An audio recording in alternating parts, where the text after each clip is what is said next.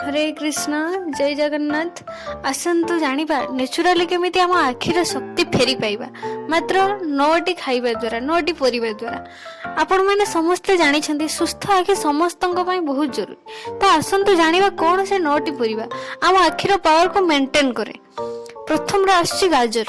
गाजर को जोंटा कैरट बोली कहा जाए। एथिरे बीटा कैरोटीन बहुत मात्रा रे अछि जोंटा विटामिन ए बढ़ेबारे सहायता करे। विटामिन ए भलो देखिबा पई आ आखि को सुस्थ रखिया पई पूरा मात्रा रे दरकार। तापरे आछि कोन स्वीट पोटैटो। एथिरे बीटा कैरोटीन थाए आ विटामिन ई रो परिमाण अधिक थाए। एटा कोन करे आखि को ऑक्सीडेटिव स्ट्रेस रो रक्षा करे आ नाइट विजन पावर रो इंप्रूव कराए। अरे ब्रोकोली एथिरे beta carotene vitamin C lutein और अन्य एंटीऑक्सीडेंट मान भी थाए। एटा ऑक्सीडेटिव स्ट्रेस रो रक्षा करे आ आखि प्रॉब्लम माने चालीसा मोतिया बिंदु ए सब को हवा को दिए। तापरे आसुची कोन पंपकिन कखारु।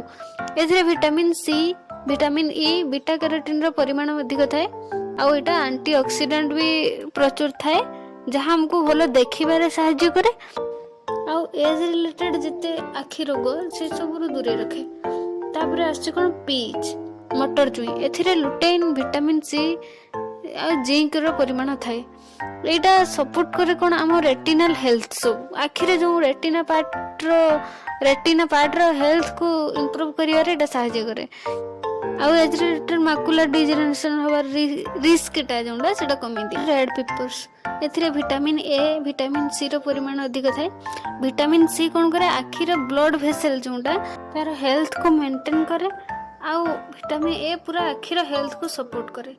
तापरे आछि कलर विटामिन ए सी के आउ अन्य एंटीऑक्सीडेंट रो परिमाण अधिक थाए। रेटिनल हेल्थ को सपोर्ट करे आउ ब्लू लाइट जोंडा क्षतिकारक लाइट ताको फिल्टर करिवारे सपोर्ट करे। तापर आछि ब्रसल्स स्प्राउट्स। एटा विटामिन सी और के रो गोटे गुड सोर्स आउ पूरा आखि रो ओवरऑल हेल्थ को सपोर्ट करे। तापर आछि स्पिनाच पालंग जोंडा हम आखि रे रेटिना जोंडा रंग चिन्हिबारे सहायता करे। सेठी जो एंटीऑक्सीडेंट माने अछंती सेटा क्षतिकारक आलुओरु आउ कैटरेक्ट मकुलर डिजेनरेशन आदि रक्षा करे। पुणी देखा नेक्स्ट वीडियो रे। हरे कृष्ण।